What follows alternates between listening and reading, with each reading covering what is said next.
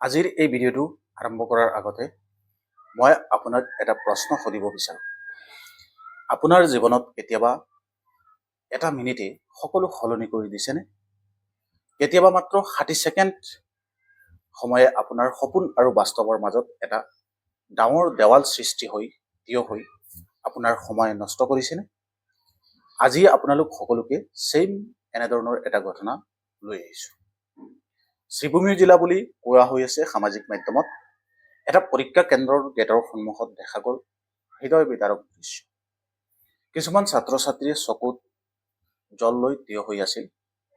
কাৰণটো শুনিলে আপুনি স্তব্ধ হৈ যাব। মাত্ৰ এটা মিনিট পলম, মাত্ৰ এটা মিনিটে দেৰি হোৱাৰ বাবে তেওঁলোকক পৰীক্ষা হলৰ ভিতৰলৈ সোমাবলৈ নিদিয়া হ'ল। নিয়ম আছিল কঠোৰ, সময় আছিল নিৰ্দিষ্ট, আৰু সেই সময় পাৰ হোৱাৰ লগে লগেই গেট বন্ধ। এনেধৰণৰ ইনচিডেণ্ট হৈছিল। আপোনালোকে স্ক্ৰীণত প্ৰত্যক্ষ কৰিব পাৰিছে। সেই ইনচিডেণ্টটো হয়তো সেই জাগাৰ নহ'বও পাৰে, কিন্তু ছ'চিয়েল মিডিয়াত এনেধৰণৰ দেখা পাইছোঁ।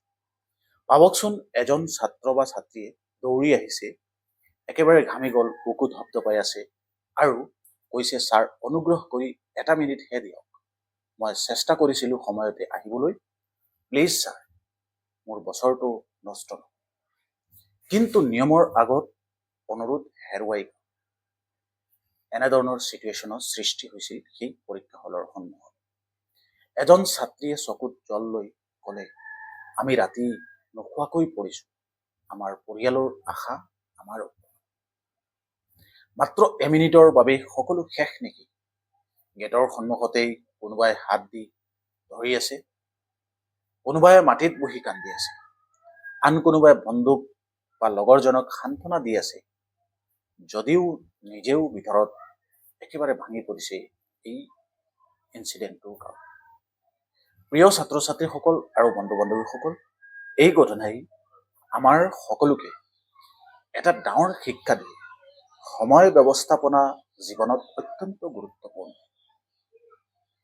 Time management is always important.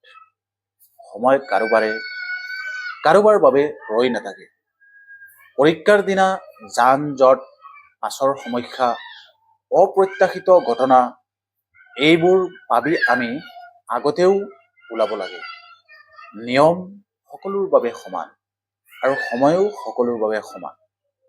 As এডভাইজড, সকলো শিক্ষাৰ্থীক মোৰ অনুৰোধ, অন্ততঃ আধা ঘণ্টা আগতেই পৰীক্ষা কেন্দ্ৰত উপস্থিত থাকিব লাগে। নিজৰ ভৱিষ্যত নিজৰ হাতত, আৰু সেই ভৱিষ্যত সুৰক্ষিত কৰিবলৈ সময়ক সন্মান কৰাটো বাধ্যতামূলক। হয়, আমি মানৱিক দিশটো যদি ভাবোঁ, কিন্তু জীৱনত বহু সময় নিয়ম কঠোৰ হয়। সেইবাবে আমি নিজৰ দায়িত্ব নিজে ল'ব লাগে। এটা মিনিটে কেতিয়াবা সৰু সৰু যেন লাগে আমাৰ কাৰণে, কিন্তু সেই এটা মিনিটেই কেতিয়াবা আমাৰ এটা বছৰ, এটা সুযোগ, এটা সপোন কঢ়িয়াই লৈ যায়।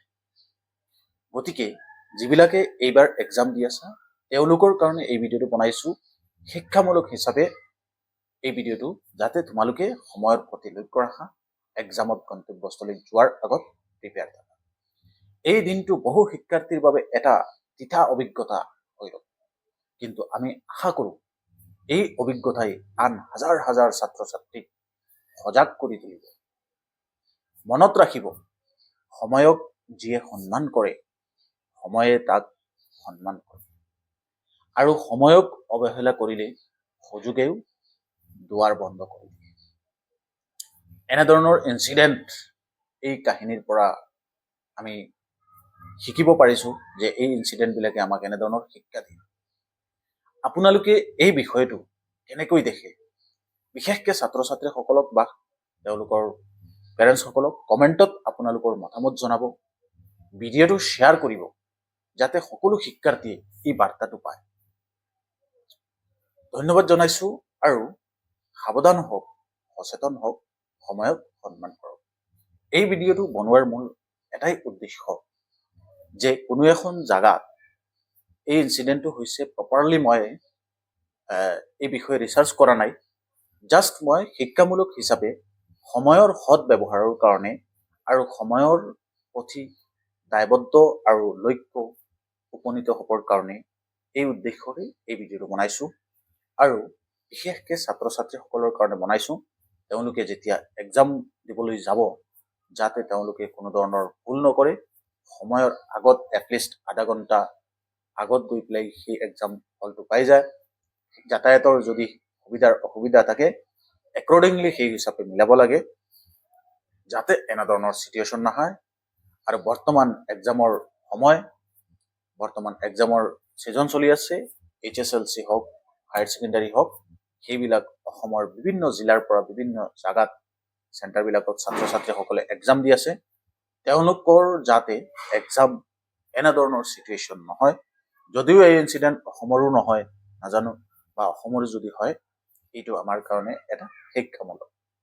গতিকে এই ল'ৰা ছোৱালীৰ বৰ্তমান ভৱিষ্যত কি হ'ব সেইটো তেওঁলোকৰ ওপৰত নিৰ্ধাৰণ কৰিব, কিন্তু আমাক এই কাহিনীটোৱে, এই দৃশ্যটোৱে এটা শিক্ষা দিব। প্ৰিয় ভিউৱাৰ্ছসকল, এই ভিডিঅ'টো ইমানেই শ্বেয়াৰ কৰক সকলো ছাত্ৰ ছাত্ৰীকে যিবিলাকে এক্সাম দি আছে বা তেওঁলোকৰ পেৰেণ্টছসকলে।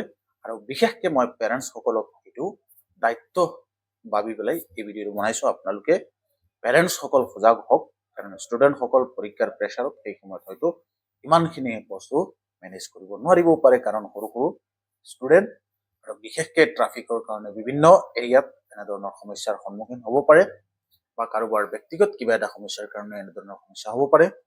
গতিকে সকলোকে সুকলমে ভালকে এক্সাম আপোনালোক সকলোকে দিয়ক বুলি ৱেলিজ অসম ইউটিউব চেনেলৰ তৰফৰ পৰা সকলোকে শুভেচ্ছা থাকিল। আমি প্ৰথমেও এটা ভিডিঅ' বনাইছিলোঁ আৰু আজি আৰু এটা ভিডিঅ' বনাই সমূহ ছাত্ৰ ছাত্ৰীকে শুভেচ্ছা জ্ঞাপন কৰিছোঁ। তোমালোক সকলোৰ এক্সাম ভাল যাওক, ভালকে এক্সাম দিয়া।